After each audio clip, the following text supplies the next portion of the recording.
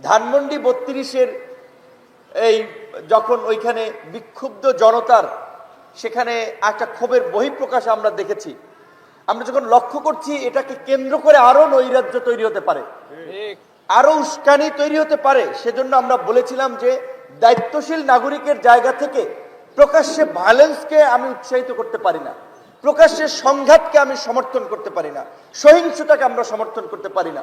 আজকে এক জায়গায় আগুন লাগবে, সেই আগুন অন্য জায়গায় এসে পড়বে না, সেই আগুনটা যে আমার ঘরেও আসতে পারে সেটা কি সংশয় নাই।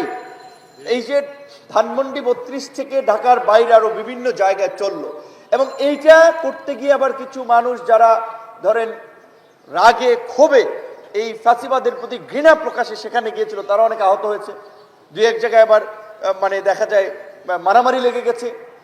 তো আমরা 5ই আগস্টের পূর্বে যেভাবে সমগ্র জাতি ফাঁসিবাদের পতনে ঐক্যবদ্ধ ছিলাম, ইস্পাত সম ঐক্য ছিল, 5ই আগস্টের পরেও যদি এগুলো উড়িয়ে দেওয়া যেত, ধূলিসাৎ করা যেত, তখন কেন করা হলো না? তখন তো এগুলোকে প্রোটেকশন দিয়েছে। কারা প্রোটেকশন দিয়েছে আমরা জানি না, টাকা নিয়ে পয়সা নিয়ে প্রোটেকশন দিয়েছে। তো এখন কেন 6 মাস পরে হঠাৎ করে মনে পড়লো? মানে অর্ধেক ঘুমাইয়ে মনে পড়ছে যে এখন একটু বাথরুমে যাওয়া দরকার, এরকম অবস্থা। এই অভ্যুত্থানের চেতনাকে বিক্রি করে কেউ দল করব, কেউ দখলবাজি করব, চাঁদাবাজি করব, ক্ষমতায় যাব, এইটা তো অভ্যুত্থান আগে জনগণকে আমরা বলি নাই। 6 মাসে কি সংস্কার হয়েছে? খালি টেলিভিশনের হেডলাইন হচ্ছে, পত্রপত্রিকায় লেখা হচ্ছে শ্বেতপত্র প্রকাশ করেছে নাকি 28 লক্ষ কোটি টাকা পাচার করেছে। কারা কারা 28 লক্ষ কোটি টাকা পাচার করেছে নাম এসেছে আপনাদের সামনে? কারা কারা ব্যাংক থেকে, এই যে গত কয়েক বছরে ব্যাংক, শেয়ার বাজার, বিভিন্ন প্রতিষ্ঠান থেকে লক্ষ লক্ষ কোটি টাকা পাচার করেছে, দেশের বাইরে নিয়ে গেছে, কয়েকজনের নাম এসেছে।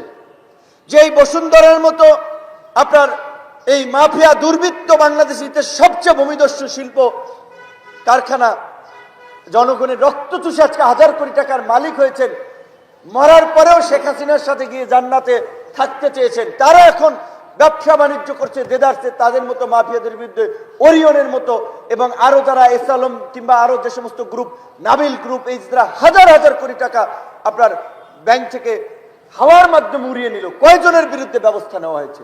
হত্যার সাথে জড়িত আওয়ামী লীগের কতজন নেতাকে গ্রেপ্তার করা হয়েছে? সাবের হোসেন চৌধুরী কিভাবে জামিন পেল? আনোয়ার হোসেন মঞ্জুরা কিভাবে জেলে না গিয়ে বের হয়ে গেল? প্রশ্ন করেন। উপদেষ্টাদের অনেকের পরিচিত, বিভিন্ন তদবিরে অনেকে ঠিকই শেখ হাসিনার আমলে মাফিয়াগিরি করেছে, দুর্বৃত্তায়ন করেছে, তারা এখনো নিজেদের ব্যবসা বাণিজ্য কার্যক্রম সবকিছু করছে। জনগণের চোখে ধুলে দেওয়া হচ্ছে। বিপ্লবের নামে জনগণকে উস্কানি দিয়ে আরেকটা দেশে নৈরাজ্য তৈরি করার একটা প্রয়াস নিয়ে তারপরে যেন থার্ড পার্টি ক্ষমতা টেক ওভার করতে পারে, আবার যেন আমরা ভুক্তভোগী হই, সেই পরিস্থিতির দিকে আমাদেরকে ঠেলে দিচ্ছে। রাজনৈতিক কর্মীদের অবশ্যই সে যেই দলের হন না কেন, বিএনপির হন, জামাতের হন, গণ অধিকার হন, বামপন্থীদের, ডানপন্থীদের, রাজনৈতিক দলের নেতা কর্মীদের সুনির্দিষ্ট নির্দেশনা ছাড়া অতি উৎসাহী কর্মকাণ্ডে যুক্ত হওয়া উচিত না। মব উস্কে দিয়ে উৎসাহিত করে একটা নৈরাজ্যের দিকে যদি ঠেলা হয়, সেটা দেশের জন্য কারোর জন্য ভালো হবে না। 6 মাস কি করেছেন?